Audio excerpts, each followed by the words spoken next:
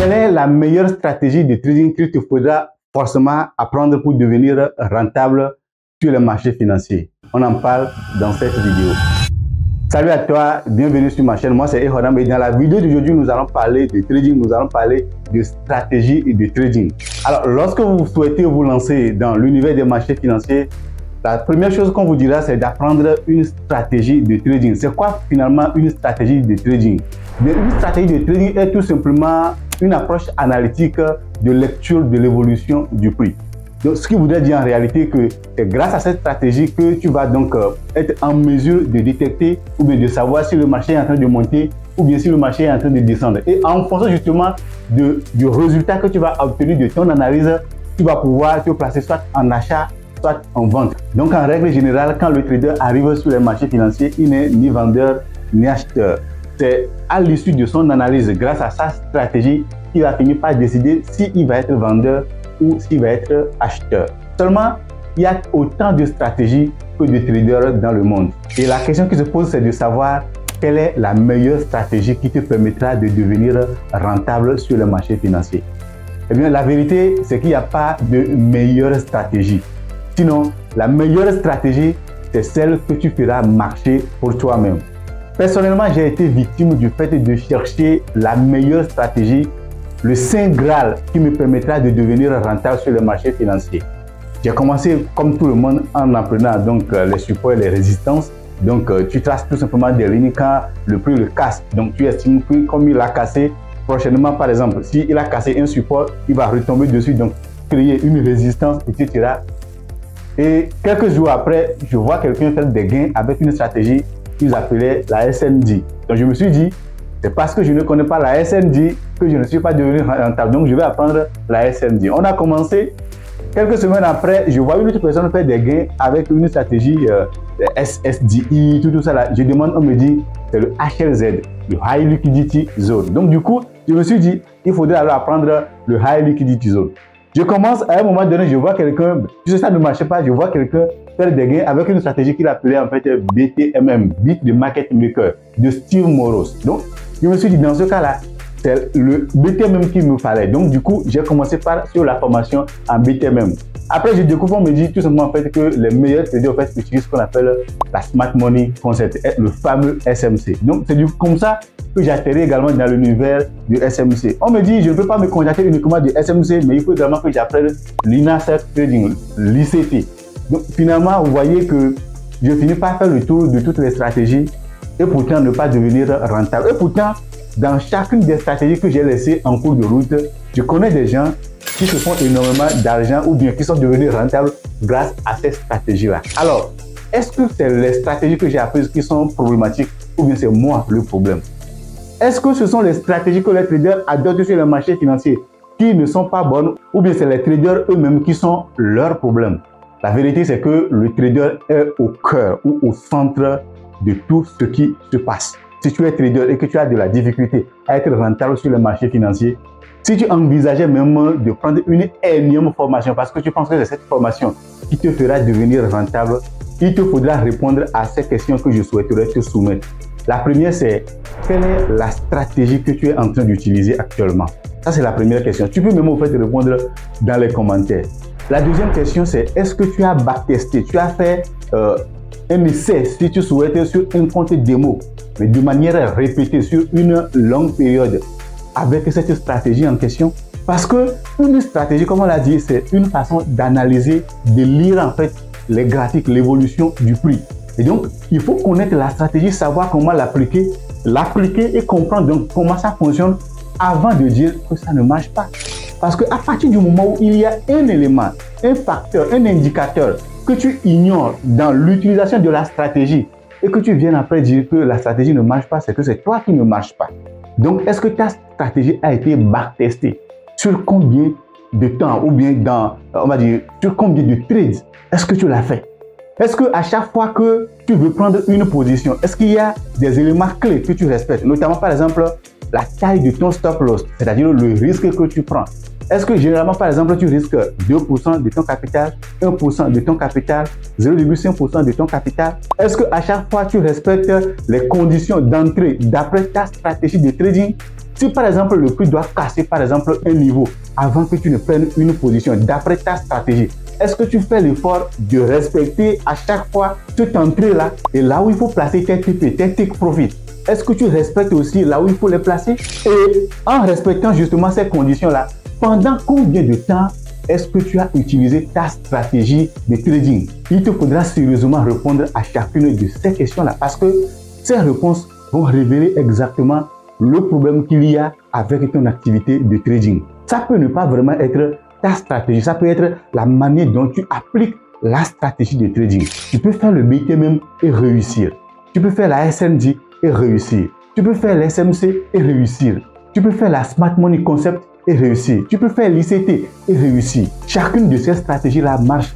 Mais la question que je pose, c'est est-ce que toi, tu l'appliques selon les conditions fixées par la stratégie ou bien parfois, il t'arrive de décider toi-même de comment tu veux agir, parfois même à l'encontre de ta propre stratégie. Je peux vous garantir que la plupart des traders qui donc sont sur le marché financier pendant des années et qui ont de la difficulté à générer du cash sont tout simplement des traders en difficulté à cause du manque de constance dans la pratique ou dans l'utilisation de la stratégie de trading qu'ils ont apprise. Il n'y a pas de meilleure stratégie.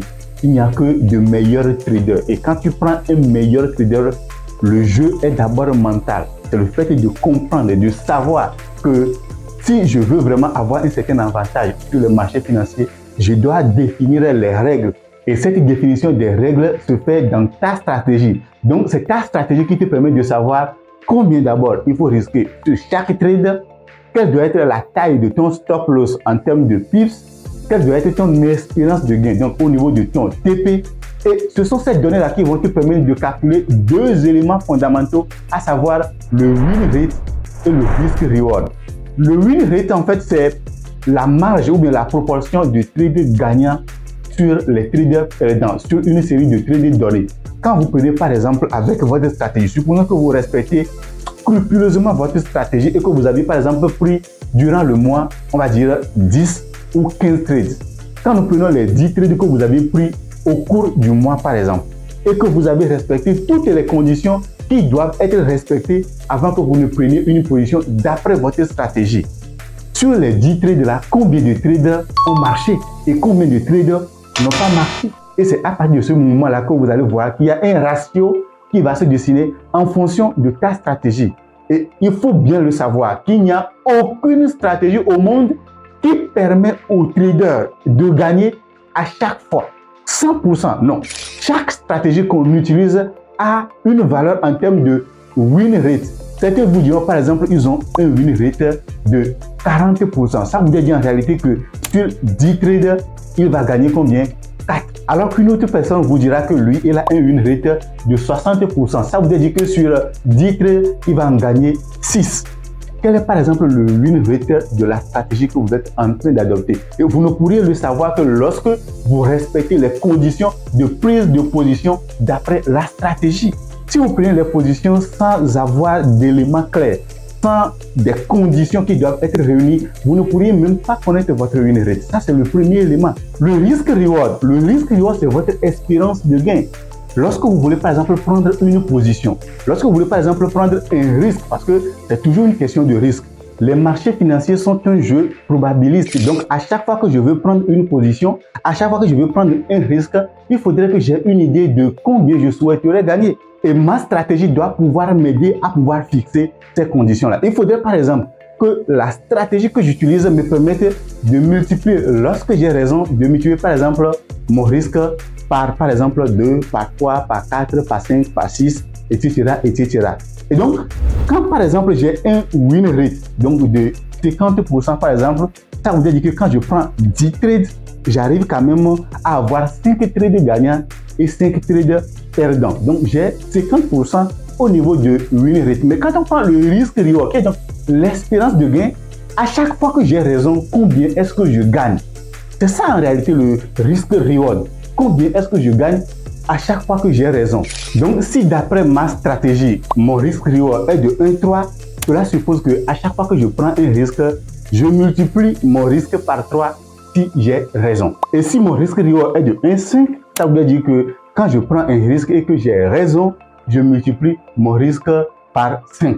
Et qu'est-ce que cela veut dire de manière pratique? Et supposons que ma stratégie me permet d'avoir un win rate de 50%. 50%, ce qui suppose en fait que si je prends 10 trades, je vais en perdre 5 et gagner 5. Et j'ai un risk-reward de 1,5.